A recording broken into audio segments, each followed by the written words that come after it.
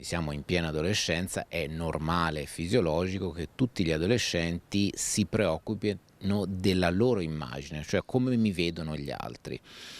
I social che cosa fanno? Amplificano questa immagine, quindi evidentemente la ragazzina che ha aggredito non solo voleva, in maniera sbagliata ovviamente, a fare una ritorsione, ma voleva anche comunicare, non solo alla vittima, ma anche agli altri, un'immagine di sé aggressiva.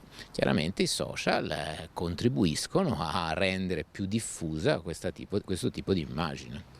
Ad aumentare un ruolo nella società magari?